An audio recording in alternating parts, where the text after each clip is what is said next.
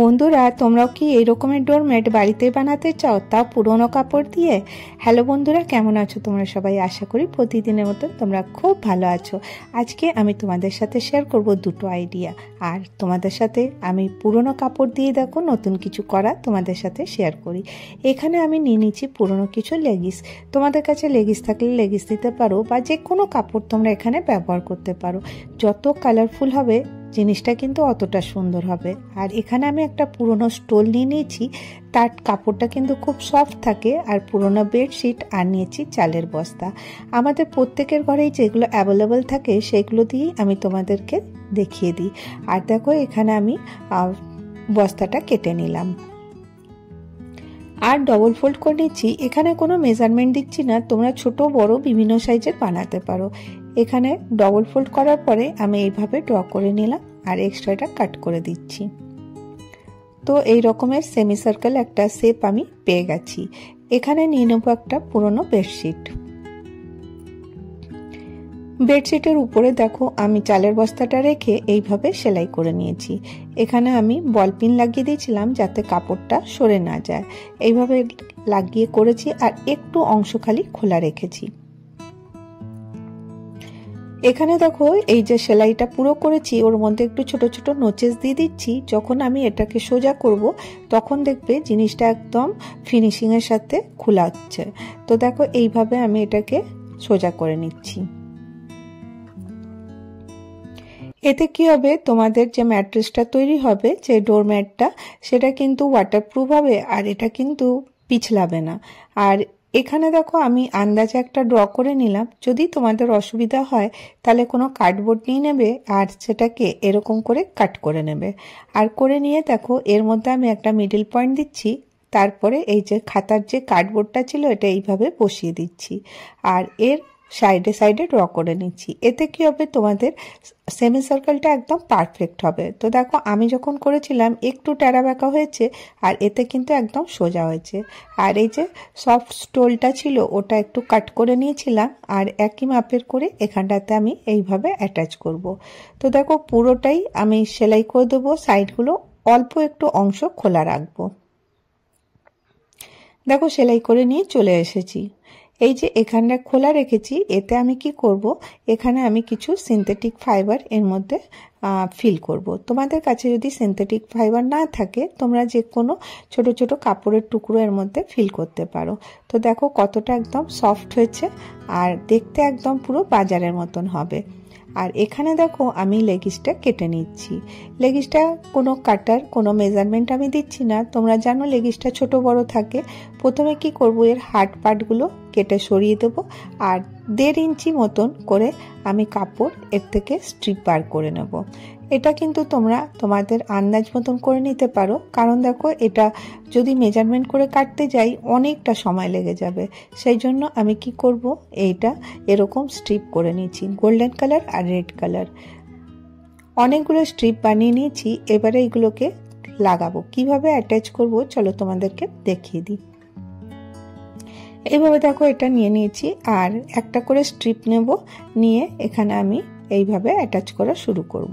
তো দেখো এটা লেগিসের কাপড় বলে এখান থেকে কিন্তু কোনো সুতো বেরোবে না।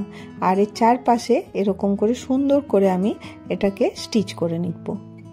তো দেখো কিভাবে করছি, একটু অংশ এইভাবে রাখবো, রেখে আমি একটু একটু কাপড় আগে দেব আর দেখো এটাকে সেলাই করতে থাকবো। যারা তোমরা হাতে তৈরি করতে চাও তারাও কিন্তু ইজিলি এটা করতে পারো, খালি করতে একটু সময় বেশি লাগবে। তো দেখো এইভাবে আমি স্ট্রিপগুলোকে এইভাবে অ্যাটাচ করব। আর যেখানটা শেষ হয়ে যাবে ওখানে আবার একটা স্ট্রিপ নিয়ে এর মধ্যে অ্যাটাচ করতে থাকবো। এটা যত কালারফুল হবে দেখতে কিন্তু অতটাই সুন্দর হবে। তো দেখো আমাদের ঘরে যে অযথা কাপড়গুলো পরে থাকে, রাখতেও অসুবিধা হয়, তো সেইগুলো মানে কোনো কাজের হয় না। তো সেইগুলোকে ফেলে না রেখে তোমরা কিন্তু বিভিন্নভাবে ইউজ করতে পারো। এখানে দেখো আমি একটা কম্বিনেশন করেছি রেড আর গোল্ডেন, তোমাদের যেরকম ইচ্ছা হবে সেইভাবে করতে পারো। তো দেখো আমি এটা ফিল করে নিয়ে চলে এসেছি। তো এইভাবেই তোমরা ফিল করে দেবে আর সম্পূর্ণটা দেখো ইজিলি তৈরি হয়ে যাবে। এখানে আমি দেখো এই যে সফট জায়গাটায় আমি একটা সেমি সার্কেল আর একটা সেলাই করে দিচ্ছি। যেখানটা আঙুল দিয়ে দেখাচ্ছি এখানটা কিন্তু আমি ছুঁচ-সুতো দিয়ে এরকম করে সেলাই করে নেবো। তাতে কি হবে, এর মধ্যে ডিজাইনও হয়ে যাবে, সফটও থাকবে। আর এটা দেখবে রেডিমেডের মধ্যেও এরকম থাকে, তাতে কিন্তু এর লুকটা আর একটু সুন্দর হয়ে যায়।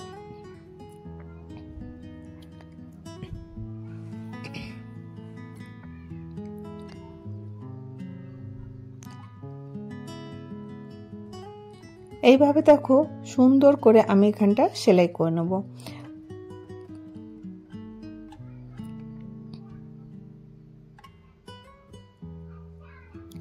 দেখো সেলাইটা কমপ্লিট হয়ে গেছে আর এটা কিন্তু খুব সফট, ইজিলি কিন্তু সেলাই করা যাচ্ছে। তো একটু যদি টেরা বেঁকা হয় দেখতে কিন্তু কিছু খারাপ লাগবে না। তো দেখো এটা আমি রেডি করে নিয়েছি। এখানে উল্টে দেখে নাও, যদি কোনো সুতো থাকে সেগুলো কেটে দাও, আর এক্সট্রা যে সুতোগুলো থাকবে সেগুলোকে কেটে দিতে হবে। এবার দেখো এখানে এক্সট্রা কাপড়টা আমি এখান থেকে কেটে নেব। আর যদি তোমাদেরকে মনে হয় যে এর ফ্রিলগুলো একটু ছোট বড় বা খারাপ লাগছে দেখতে, তোমরা কিন্তু উপর থেকে এটা ট্রিম করতে পারো। তো তাহলে পরে এটা কিন্তু একদম সুন্দর করে হয়ে যাবে। আর মেজারমেন্ট করে করতে গেলে অনেকটা সময় লাগতো বলে আমি এমনি দেখো এইভাবে করে দিয়েছি। করার পরে মোটামুটি দেখতে কিন্তু ভালোই লাগছে। তো কেমন লাগছে তোমরা জানিও, একটা কমেন্ট করো, তাহলে আমি জানবো যে তোমাদের ভালো লেগেছে কিনা। তো এইভাবে দেখো তোমরা এটাকে সুন্দর করে এই ডোরমেটটা বানিয়ে সাজাতে পারো। আশা করি তোমাদের আইডিয়াটা ভালো লেগে থাকবে। ভালো লাগলে লাইক করো, শেয়ার করো আর সাবস্ক্রাইব করো। নেক্সট আরেকটা আইডিয়া চলে আসি। দেখো আমাদের কাছে প্রত্যেকের জিন্স প্যান্ট থাকে। তো আমি তো জানো ডিআইওয়াই করি, এই জিন্স প্যান্টটা আগেও ব্যবহার করেছি। এখানে কিছুটা পার্ট বেঁচে ছিল, ওটাকে দিয়ে আজকে একটা তৈরি করে নিচ্ছি ডোরম্যাট। এখানে প্যাটেল বানিয়ে নিয়েছি। তো দেখো এরকম পাপড়ির মতন তোমরা কেটে নেবে। আর দেখো আমি এই প্যান্টটা ইউজ করে কিন্তু তৈরি করব। আমি এক্সট্রা কোনো কাপড় কিন্তু এখানে মানে অন্য কোনো জিন্স এখানে ইউজ করব না। সেই জন্য একটা দিয়ে দেখো আমি এর মধ্যে 10টা পেটেল কিন্তু বার করে নেব। আর নিয়ে নিচ্ছি সেই পুরনো বেডশিটটা।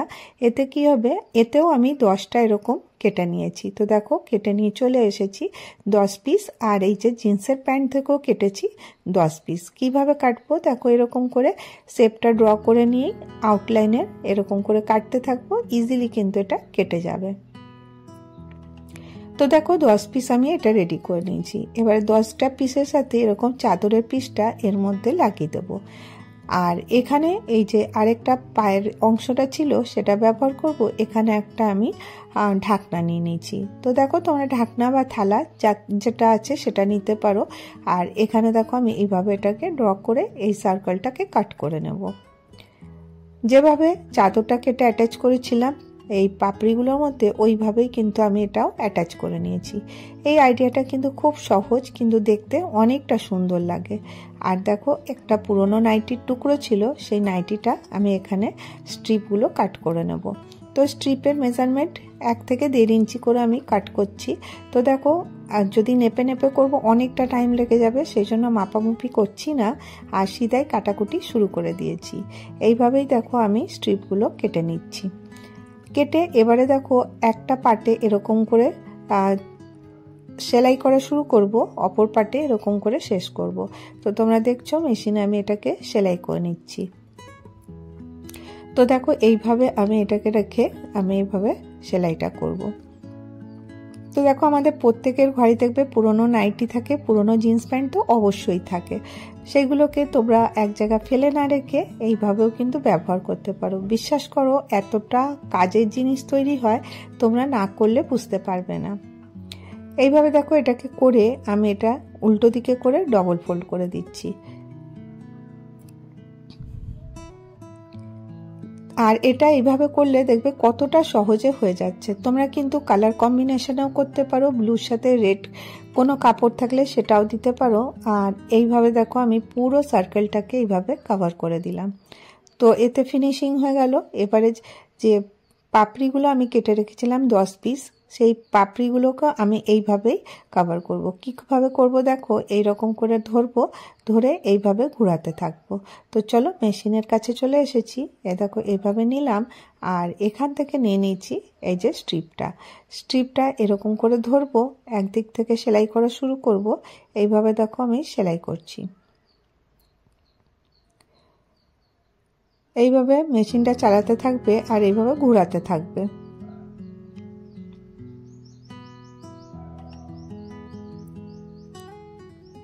টার্ন নেওয়ার সময় একটু সরিয়ে, মানে ফুটটা সরিয়ে আবার এইভাবে টার্ন নিয়ে আবার সেলাই করে দেবে। আর এক্সট্রা যে কাপড়টা থাকবে সেটা তোমরা কেটে দেবে।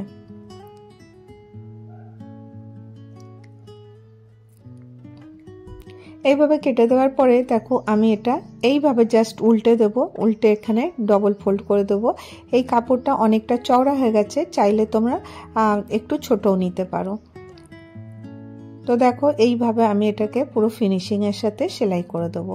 এতে কি হবে, তোমাদের রাফ এজেসগুলো দেখা যাবে না আর এর লুকটা কিন্তু অনেকটা সুন্দর হবে। তো এইভাবে প্রত্যেকটা প্যাটেল আমি রেডি করে নিয়েছি আর সার্কেলটা তো করে নিয়েছিলাম। তো দেখো এটা আমার রেডি হয়ে গেছে।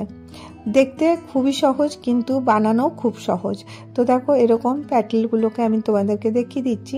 10টা পিস আমি রেডি করেছি আর এইভাবে ওই সার্কেলটার মধ্যে আমাকে এটাকে এখন বসাতে হবে।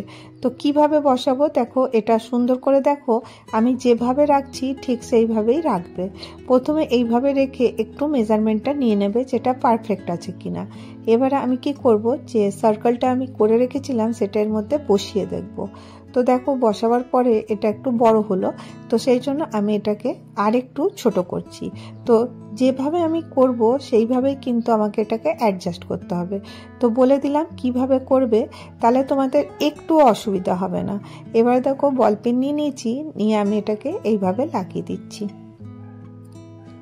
আমি চেষ্টা করি প্রতিটা স্টেপ যেন তোমাদের সাথে ইজিলি শেয়ার করতে পারি। তোমরা যদি কেউ করতে চাও তোমরা কিন্তু ইজিলি করতে পারবে।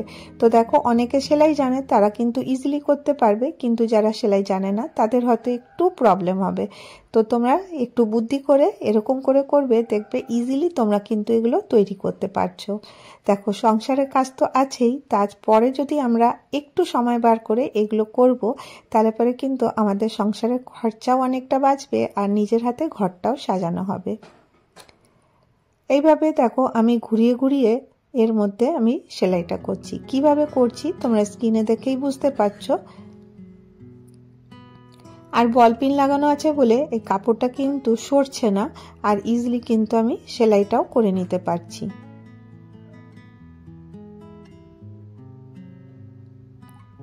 এইভাবে দেখো একটু একটু করে ধরবো আর একে অপরের সাথে লাগিয়ে লাগিয়ে আমি সেলাইটা করে নেব। তো দেখো এটা পুরো রেডি করে নিয়েছি। মেজারমেন্টটা তো আগেই নিয়ে নিয়েছিলাম, সেই জন্য আমার দেখো এবারে সার্কেলটা এর মধ্যে বসাতে কোনো রকম অসুবিধা হবে না। তো একদম পারফেক্ট হয়ে গেল। এবারে আমি আবার এখানে বল পিন অ্যাটাচ করে দেবো। তো দেখো তাতে কি হবে, তোমাদের সেলাই করতে খুব সুবিধা হবে। এরকম একে অপরের উপর ধরবো, দিয়ে বল পিনটা এইভাবে লাগিয়ে দেবো।